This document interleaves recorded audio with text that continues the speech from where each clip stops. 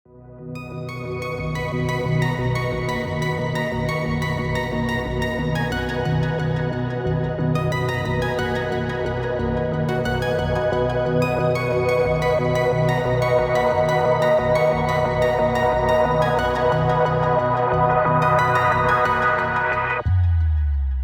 अब हम जिस बुक की जर्नी शुरू करेंगे उसका नाम है एटॉमिक हैबिट।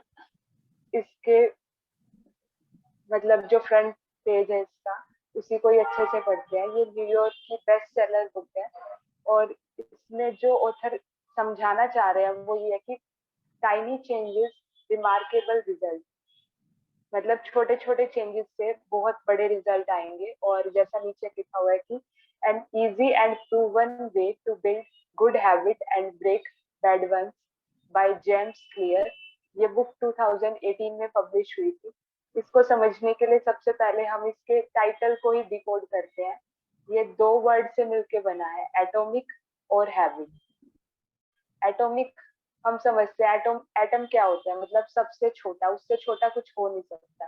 तो an extremely small amount of thing, the single irreducible unit of a larger system. मतलब जो बड़ा चेंज हम लाना चाहते हैं उसको हम छोटे छोटे पार्ट्स में तोड़ दें, तो उसको हम एटॉमिक यहाँ पे बोलेंगे। और हैबिट को हम कैसे डिफाइन कर सकते हैं, ए रूटीन और प्रैक्टिस परफॉर्म्ड रेगुलरली। जैसा हमने ब्रेनस्टॉर्मिंग करते वक्त भी बताया था कि कुछ प्रैक्टिस जो हम रेगुलरली कर रहे हो या automatic response to a specific situation, कि कुछ स्पेसिफिक हर बार होता है और हर टाइम हमारा रिस्पॉन्स वैसा ही होता है, तो वो हमारी हैबिट है एक तरह से।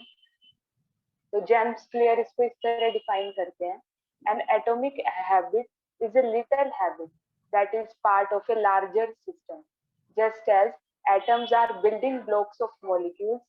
जैसे एटम बिल्डिंग ब्लॉक्स होते हैं, आधार होते हैं किसी भी मॉलिक्यूल का या किसी भी मैटर से बनी हुई किसी भी चीज का। तो atomic habit are building block of remarkable result, ऐसा जेम्स क्लियर कहते हैं।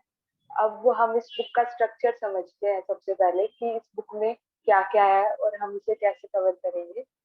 जो कंटेंट वाला पेज है उस पे इंडेक्स में ऐसा बताया हुआ है, सबसे पहले ऑथर इंट्रोडक्शन कराते हैं हमें अपनी स्टोरी से। उसके बाद 6 पार्ट्स में ये बुक डिवाइडेड है, part A B C D E F। तो जो पार्ट ए है वो फंडामेंटल्स है एक तरह से बुक का, और उसके अंदर 3 चैप्टर है। ऐसे ही हर पार्ट में 3 3 चैप्टर है, और इस तरह पूरी बुक में 20 चैप्टर है जिसको हम कवर करेंगे।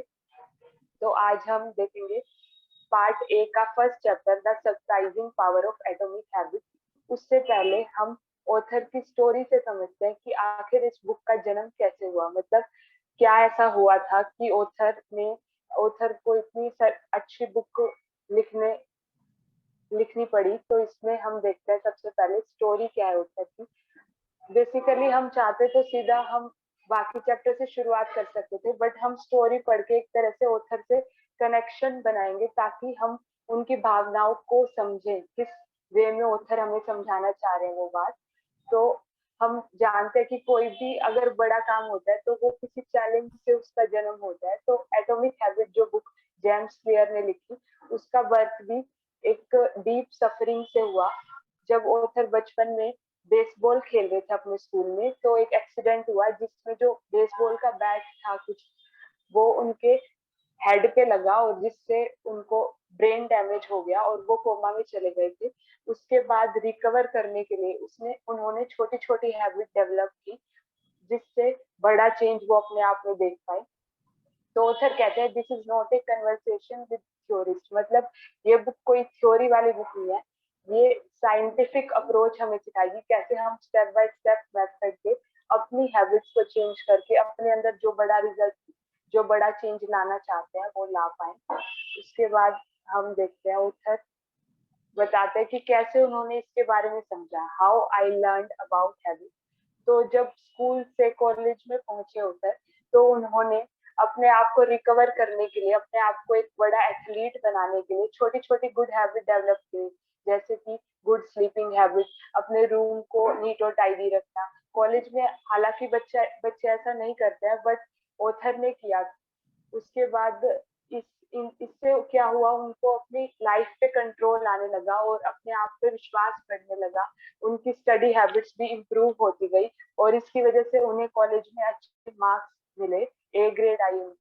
और फिर ऑथर बताते हैं कि कैसे 6 साल बाद, अपने कोमा से 6 साल बाद उठने के बाद उन्हें टॉप मेल एथलीट के रूप में चुन लिया गया at Denison University and named to the ESPN academic all American team. तो जो ये ऑनर ऑथर को मिला, ये उस टाइम पे उनके कंट्री में सिर्फ 33 प्लेयर्स को ही मिला था। तो मोरल ऑफ द स्टोरी क्या है कि जब भी चैलेंजेस आते हैं तो वो हमसे कुछ अद्भुत करवाने के लिए आते हैं। जैसा यहाँ लिखा हुआ है कि experience taught me a critical lesson, small and important दिखने वाली चीजें बाद में कंपाउंडिंग और रिमार्केबल रिजल्ट लेके आती है।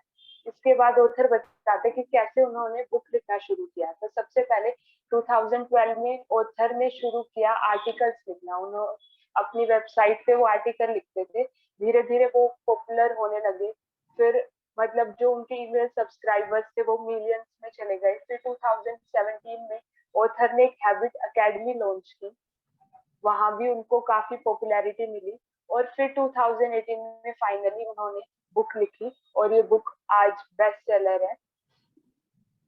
अब हम नेक्स्ट पार्ट पे चलते हैं।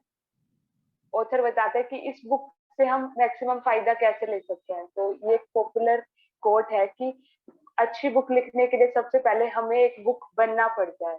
तो ऑथर ने यही किया कि जो उन्होंने लिखा है वो हर चीज को उन्होंने खुद एक्सपीरियंस किया है, खुद जिया है, तभी वो इतनी अच्छी बुक लिख पाए हैं, तभी लोग उनसे मतलब कनेक्ट हो पाते हैं इस बुक से। तो ये book step by step plan हमें बताएगी और ये ऑपरेटिंग मैनुअल की तरह, ना कि एक रिसर्च पेपर की तरह।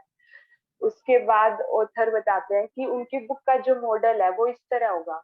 इस मॉडल को हम अच्छे से समझ लें और इन 4 वर्ड्स को अच्छे से याद कर लें।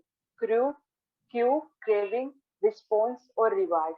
कोई भी हैबिट इस तरह बनती है। सबसे पहले क्यू, मतलब कोई भी हमें विजिबल आंखों से कुछ ऐसी चीज दिखती है कि हम उस काम को करने के लिए उत्सुक होते हैं। फिर क्रेविंग होती है और फिर हम रिस्पॉन्स करते हैं और फिर रिवार्ड होता है। तो जैसे यहाँ दिखाया हुआ है क्यू, मतलब कोई बिस्किट है मेरे सामने, तो बिस्किट को दिखना क्यू हो गया। अब सेकंड पार्ट है क्रेविंग, फिर मेरे मन में इच्छा हुई कि मैं उस बिस्किट को खाती हूँ, अच्छा होगा। फिर थर्ड पार्ट है रिस्पॉन्स, मैंने उस बिस्किट को खाया। और फिर फोर्थ पार्ट है रिवॉर्ड, जो उसको खाने के बाद मुझे सेटिस्फेक्शन मिला।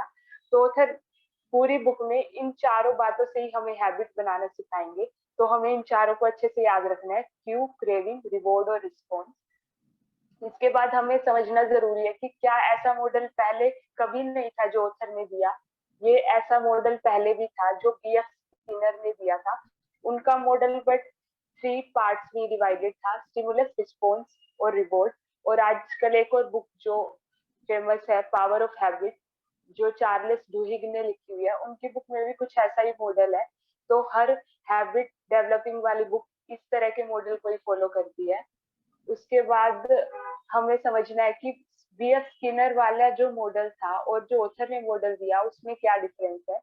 BF स्किनर अपने थ्योरी में बताते हैं कि जो कोई भी हैबिट होती है, अगर उसमें हम सही रिवॉर्ड और पनिशमेंट दे तो उसको हम ज्यादा लंबे टाइम तक सस्टेन कर सकते हैं। बट उनके मॉडल में एक खामी ये थी कि उन्होंने सिर्फ एक्सटर्नल स्टिमुलाई की बात ही बताई थी, मतलब बाहर की बातों से जो चीजें, मतलब जो स्टिमुली हमें मिलता है और हम इन्फ्लुएंस होके वो हैबिट करते हैं। बट ऑथर कहते हैं कि हैबिट का कुछ पोर्शन इंटरनल भी होता है, जिसे BF स्किनर ने एक्सप्लेन नहीं किया था और ऑथर ने अपनी बुक में एक्सप्लेन किया है। तो इंटरनल स्टेट जैसे मूड्स और इमोशन के बारे में उनको आधार बना के ऑथर हमें ह्यूमन बिहेवियर को समझाते हैं और फिर हैबिट बनाने का स्टेप बाय स्टेप तरीका सिखाते हैं। उसके बाद जो चैप्टर 1 है, फंडामेंटल्स, इसको हम एक बहुत अच्छे स्टोरी से समझेंगे, जो कि ब्रिटेन में साइकिलिंग की टीम थी, उनके साथ रियल लाइफ एक्सपीरियंस हुआ है। हम सब ने टूर डे फ्रांस करके एक चैंपियनशिप वो होते हैं टूर्नामेंट, उसके बारे में जरूर सुना होगा। तो उसी के ये स्टोरी है कैसे जो ब्रिटेन की साइकिलिंग टीम थी उन्होंने 0 मेडल से 150 मेडल तक का सफर तय किया, वो भी मतलब टूर डे फ्रांस, इतनी फेमस जो लीग होती है वो वाली, उसमें तो कैसे किया वो। जो उनके कोच थे डेव ब्रेलफोर्ड करके, उन्होंने अपनी टीम के हर छोटे छोटे एस्पेक्ट को इम्प्रूव किया।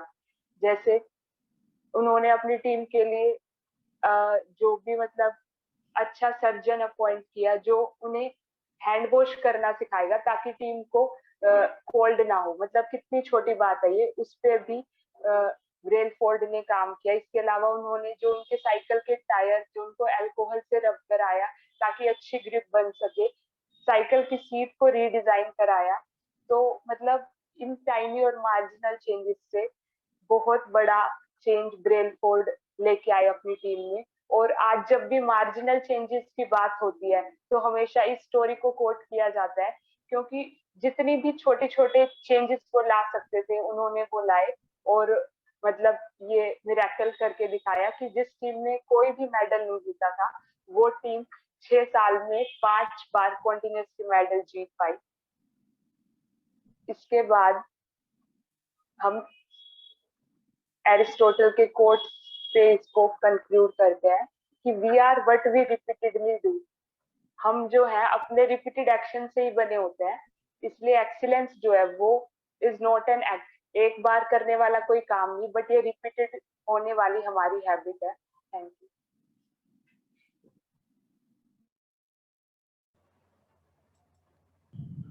बहुत ही अच्छी शेयरिंग हुई। मैंने इसकी जो स्टोरी है वो 2-3-4 बार सुनी है, समरी वाली, बट मेरे को लगता है कि आंचल जी ने और उससे ज्यादा बेस्ट एक्सप्लेन किया। Thank you. Beautifully designed Aanchal, keep it up, मजा आ गया, ब्यूटीफुल। राइट। बाकी किसी का कोई और experience? Excited about reading this book everyone? Yes Indeed, very much. सभी लोग जब मिलके काम करेंगे ना, जैसे उन्होंने बताया कि बुक लिखने के लिए बुक बनना पड़ता है, तो हम सोचेंगे बुक पढ़ने के लिए भी बुक बनना पड़ेगा, तो ही मजा आएगा। हम पढ़ते जाएं करते जाएं तो बहुत प्रैक्टिकल अप्रोच की सारी बातें इसमें हैं, कोई फिलोसॉफिकल बातें नहीं है। तो आई होप इसमें जितने भी पार्टिसिपेंट हैं सारे बहुत सिंसियर पार्टिसिपेंट हैं। मेरा एक सवाल है जी। सॉरी वी ये have only 1 minute. Yes. Yes, book reading जो एक एक हॉबी है और उसको हैबिट, वो मैं कैसे कन्वर्ट करूँ, क्योंकि ये हैबिट मेरा प्लस माइनस हो रहा है उसे उसका हॉबी बनाना है ताकि मैं उसको कंटिन्यू कर सकूँ। I think Aanchal ji Saturday को ये बताएंगी। Okay, thank you. सैटरडे को क्योंकि भी ये सीखेंगे। हम जैसे लोगों के लिए हाँ जी, तभी हमारे ग्रुप का नाम रीडिंग चैलेंज है, तो इस चैलेंज को हमें सब करना है हर बार। हमें क्वाड्रेंट 3 और 4 से टाइम निकाल के क्वाड्रेंट 2 में देना है, तो वो हमें देखना है कि क्या एक्टिविटी हम छोड़ सकते हैं।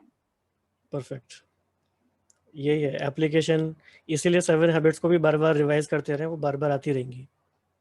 They will keep on haunting you, will not leave you. Okay, so thanks for joining everyone. बहुत ही अच्छी शुरुआत, और होप कोई मिस ना करे इन सेशंस को कभी भी। Tuesday and Saturday only just 40 minutes. Okay जी, गुड नाइट, नमस्कार।